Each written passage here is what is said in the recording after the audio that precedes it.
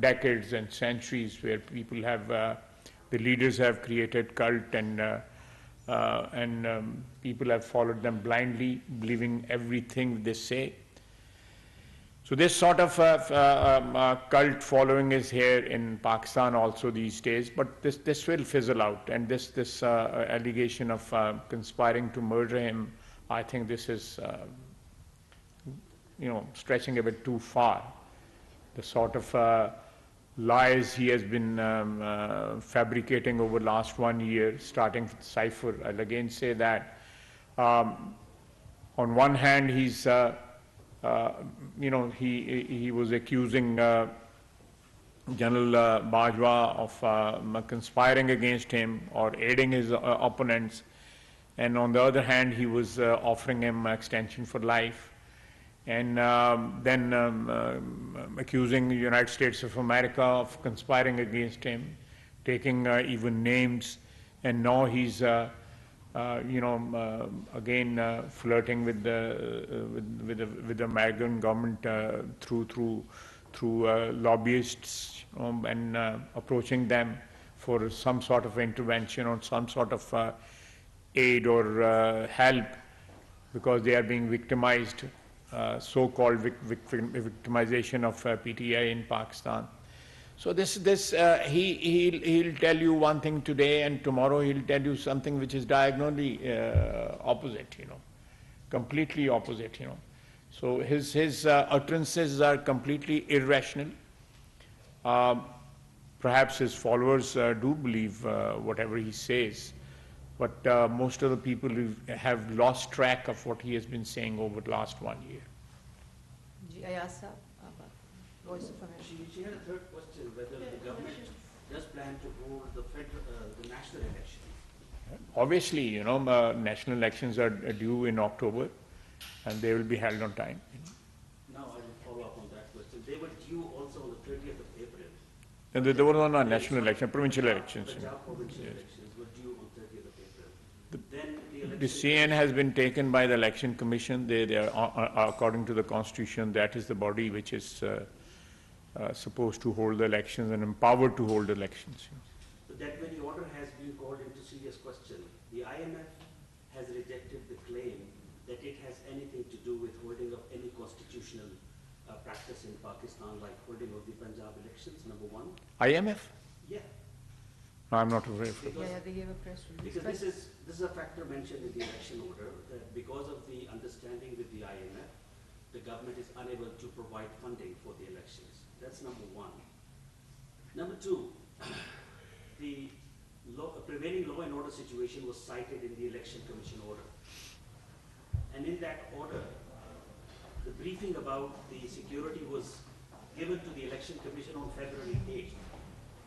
And the incident cited in that briefing happened a week later on February 16th, the Jafar Express bombing. So there are serious anomalies in this election order, and you're still defending it. No, but let me, since February, in last 1 month or couple of months, the security situation has definitely deteriorated, We lost a senior army officer day before yesterday to terrorism. The terror incidents have increased. They have escalated over the last 2-3 months. So that's not something, the evidence is there. That's not something which is something of our imagination or something which we have concocted or invented, So security situation is there. I'm not aware of that, but definitely I'm aware of the fact that Ministry of Finance said that under the present circumstances, we are going through some very tough time, financially speaking. So we will not be able to provide funds for elections, which are, if you hold these elections now on 30th of April, and then again in October. So you are providing funds for the elections twice in a year. Secondly, the commitment which our army has at the moment because of the internal and external threats, they said that deployment for almost 1 month. It takes about a month to deploy forces for elections on polling stations, and especially the static duty. They have to take over the polling stations as it happened in 2018. They manage the polling station. So that sort of duty, they showed their inability to man the polling stations. So these 3-4 reasons were stated by the Election Commission, and these reasons were given to them by the federal government. And based on these reasons, they have decided to postpone the elections till October, and they are given the new date, which coincides with the national elections, the federal elections. From AKB and DW. My question is regarding the letter Shri Mizari has written to the Human Rights Commission. The concern is in the initial, they were bringing up the cipher issue and all that, and they were against the intervention, but now they are themselves seeking support from the international organizations to intervene and resolve this issue. Where do you see this is taking our country to? This is the right approach? At first you were against their intervention, and now you are approaching them themselves? You can add on to that.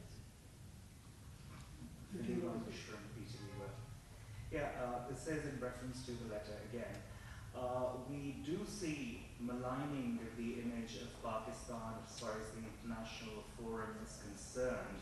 Pakistan is already in a very vulnerable stage, right? And we can't afford any such things. All the contradictory statements given by Mr. Khan in the past as well, they're not really making sense if you look into it, practically and pragmatically speaking.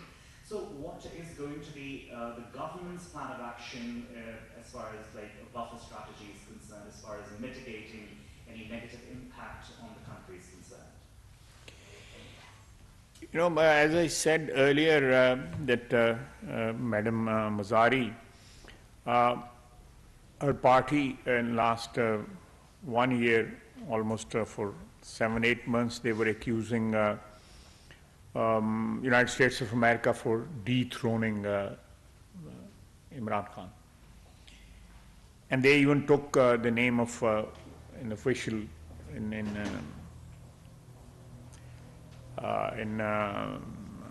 the State Department.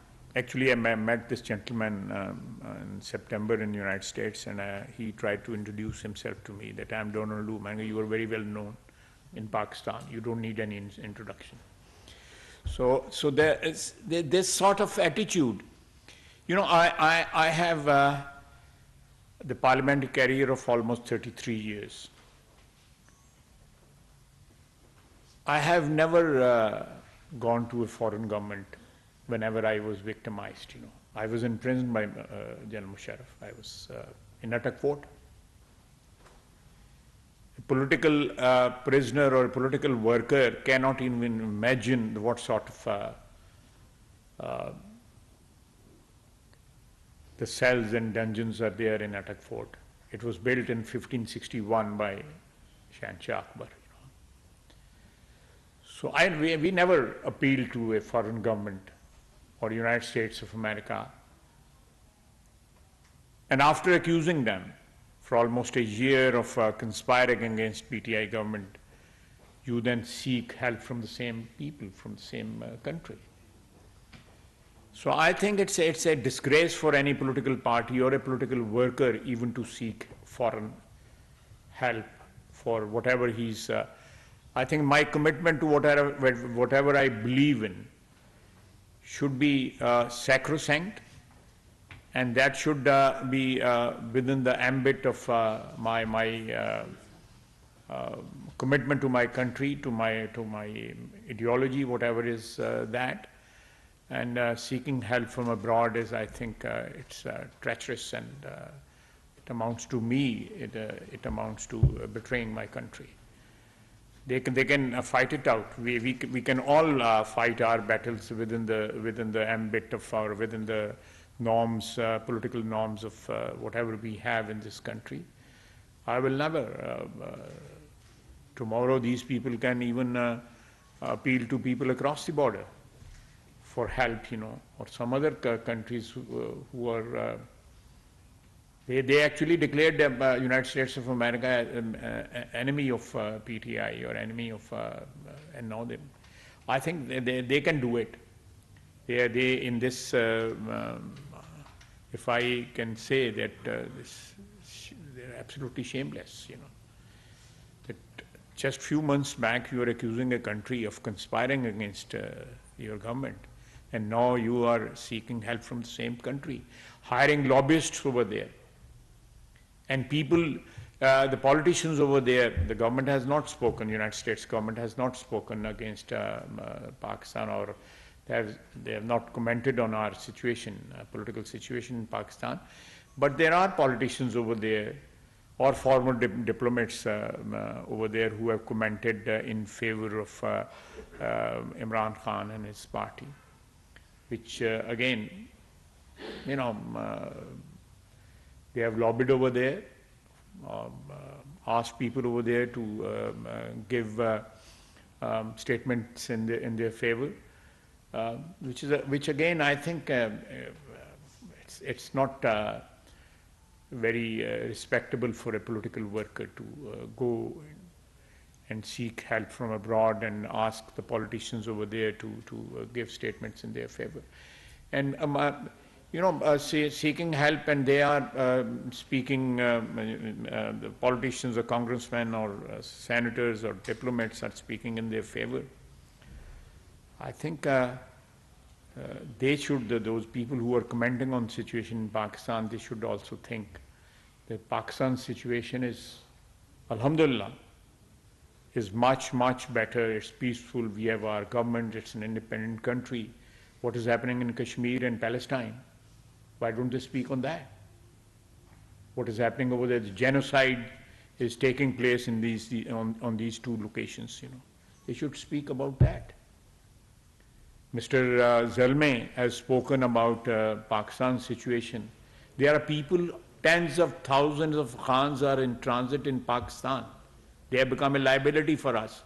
He should be speaking for them, that they should be sent to America as soon as possible. That is what the arrangement calls for. These people are in transit. Tens of thousands of people. There are close to 200,000 people in Pakistan who were brought to Pakistan after the fall of Kabul to Taliban, and they're still here. Why don't they speak about them? Why don't Zalmay speaks about them? He belongs to Afghanistan. He owes it to them. He should speak about them. He should actually speak to his government about them, that they should be repatriated from Pakistan as soon as possible. Pakistan is already, burdened with 5 million Afghan refugees, they have actually swamped our economy over last 40 years.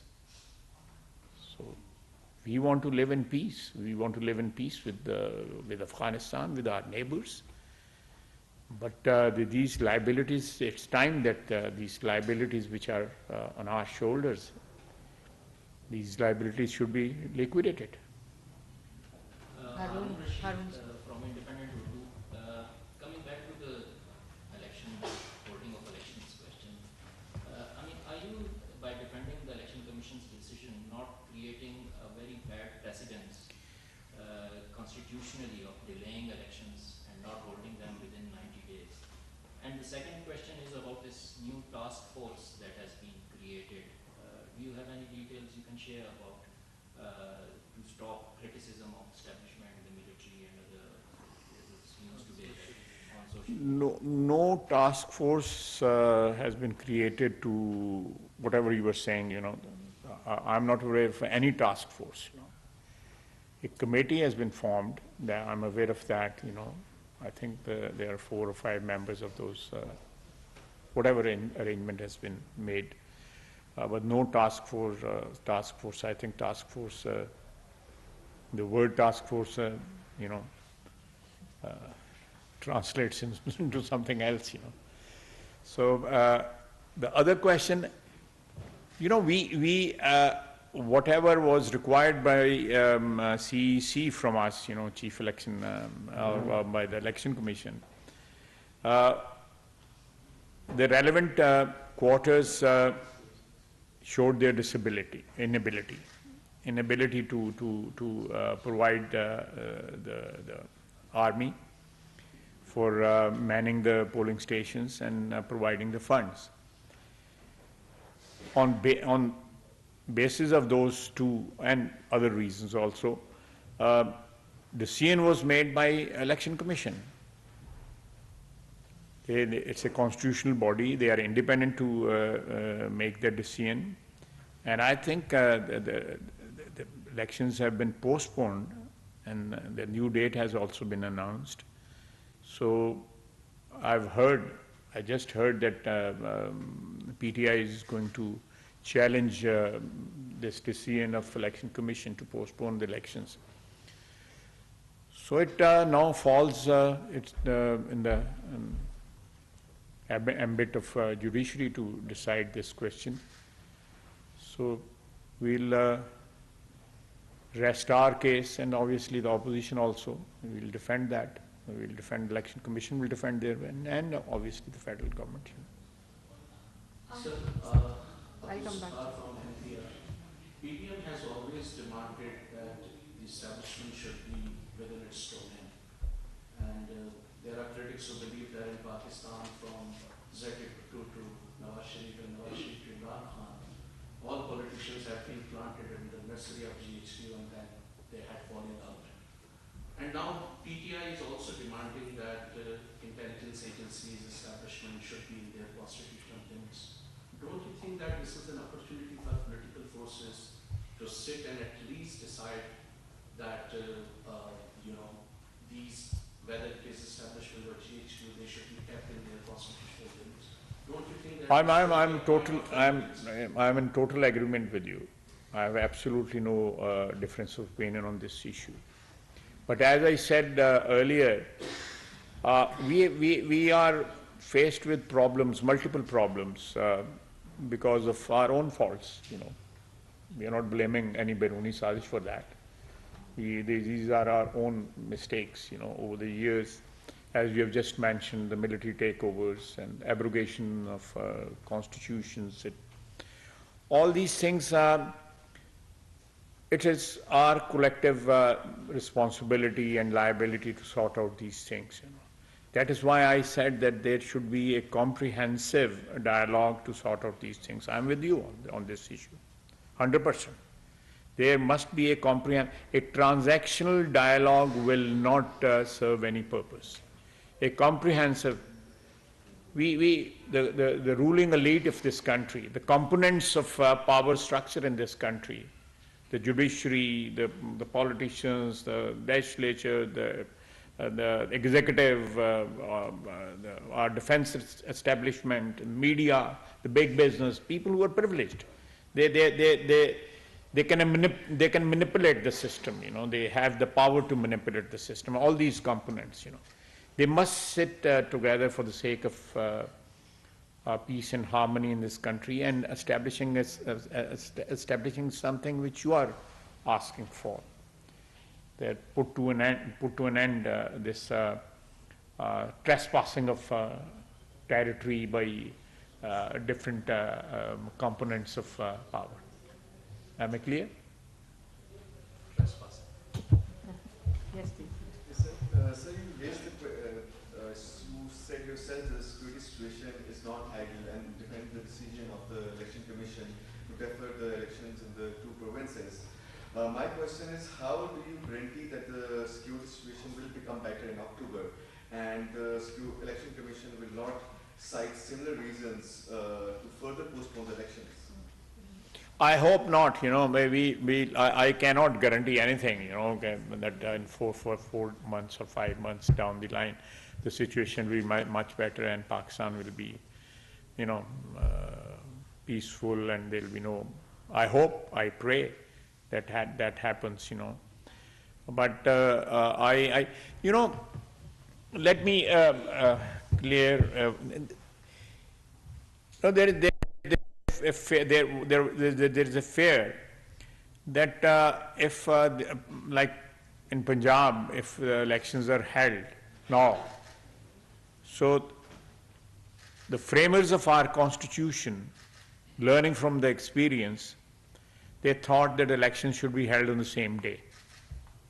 Because when the elections were held, like in 1977, the elections, provincial assembly elections were held 3 or 2 days later than the national later than the National Assembly elections. So there were gaps, or the elections were not held for all the provincial assemblies and the National Assembly at the same time. This sort of provisions were added into the constitution to hold elections on the same day, that if there is a provincial assembly, let's assume the Punjab Assembly is in power and their elections are not due. So this will ultimately create a situation where Punjab's hegemony will become almost permanent on the rest of the federating units. You know. I hope you understand what I'm saying. You know. So that hegemony will obviously be, will be grudged by other federating units. You know. So that was the spirit when it was decided that these elections should be held on the same date. So there is no manipulation of the elections, and the idea of interim government was introduced, because before that, there were no interim governments. So this whole exercise, I'm not going into. I'm just trying to, not justifying anything or not supporting anything, but I'm just explaining the philosophy behind this concept. The concept was that the manipulation of the election can be eliminated. But if they are held on different dates, in my opinion and our experience over the last 75 years has been that the hegemony of obviously the biggest province will be perpetuated. Yes, Sophia last. Asim, I'll come after you. First, Sophia. Just very straightforward. Does the PDM government believe that the best way for Pakistan to get out of turmoil is for timely elections to take place? Yeah, we do. Short and crisp. Last question, Asim.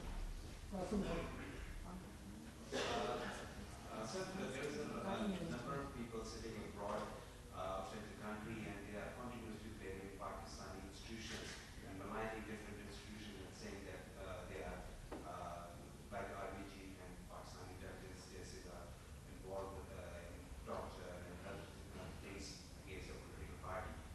And what do you think, what do you have a strategy to deal with all these people, because some people are Pakistanis and some are dual nationals, so how do you have to deal with them? I don't want to speculate anything, but if a person who's a Pakistani and he's living abroad and he's attacking Pakistan or Pakistan institutions, different institutions, I think if he wants to oppose the government, or if he wants to oppose the whatever political culture we have in this country, Pakistan is the place to contest that. Sitting in a third country, people do go into exile, people do go into exile. This is very common. It has happened in so many countries in the world, the history is full of examples. But undermining your country of birth, undermining the country which has given you identity, sitting in some foreign land and talking about and most of it which is being said abroad today is a pack of lies, and it is being done on the behest of PTI. It has been funded by PTI. You know what has happened last few days in Washington and London. Pakistan Army and leadership of Pakistan Army was attacked. I think this is the first time in our history that number 1 and number 2 both were appointed to the top positions of Pakistan Army. It has never happened before. Those appointments were also on merit. They were on merit. But this sort of merit was never there or displayed in the appointment of Army Chief and Joint Chief. You know, and maligning a country which is almost perpetually in a situation of war with it, especially when it comes to India, and against terrorism. These are two enemies we have, you know. Everybody knows that we are facing as a result of our effort against Soviet Union in the 1980s and then after 9/11. That is the baggage of history we are carrying. And we are facing even today, the tremors of those days, the things which took place after 9/11 and in the 80s in this region. NATO countries have gone back, America has gone back, but we are still there because it was happening in our neighborhood. So those remnants or those, the effect or the negative fallout of those days is still there. The people are sitting abroad, speaking against our institutions, and speaking against the leadership of Pakistan Army. That's not acceptable. That's not acceptable. And PTI, it was done in PTI gatherings abroad, in UK and in United States of America. So on one hand, they seek help from Pakistan Army. They get sponsored by them in 2018. Their demonstrations, their dharnas and all that, they were sponsored by them. And when they are not power and those institutions, they want to stay neutral, they want to go back into their constitutional role, so then they attack them, they vilify them. That's not acceptable, not at all acceptable. Thank you very much. Sonia? No. Yes, Sonia for Radio France International. You talk about the security situation and the fact that the violence might get worse. Is it possible that martial law can be imposed? We heard about that so much this last month. I don't think so, that situation. You know, if you look at the history of 4 army interventions we have had over the last 75 years, those interventions are personally motivated. You have to study the history of these 4 interventions. Ayub Khan, Yahya Khan, Ziaul Haq, and Musharraf. They were all personally motivated. The situation in those years, 58, 69, 77, and 1999, it never warranted for any intervention. Never warranted. The personal ambitions of those people, these 4 dictators who abrogated the constitutions, they were personal ambitions. 1999, when Nawaz Sharif was overthrown, there was absolutely, everything was fine. In 1958, the elections were about to be held. Ayub Khan took over.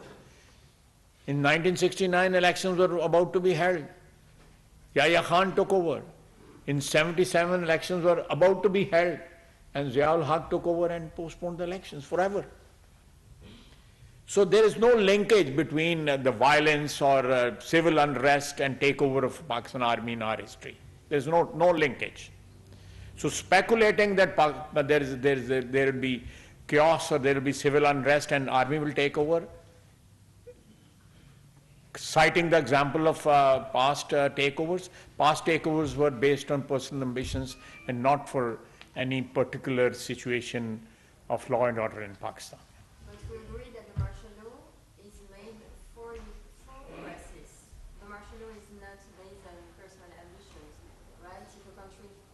country is in a crisis, the martial law can be imposed, right? This is the purpose of the martial law. No, there are no such constitutional provisions which will allow takeover by army and imposing martial law. There is no such. The situation, if there is civil unrest, the civil governments must be, they are responsible under the constitution, and they will tackle and if in that process, if they have to call the army in aid of civil power, it is in the constitution. But taking over the country is abrogating the constitution. There is no room for that in our constitution. On 4 occasions in the past, I've just cited the years also, it was personal ambitions. They were all ambitious people. So what you're suggesting or predicting that the current military leadership has no personal ambition? Absolutely. You are absolutely right. They have no personal agenda. Their agenda is Pakistan, to defend Pakistan. The leadership of Pakistan Army at the moment, their only agenda is to defend Pakistan internally and externally. Thank you very much.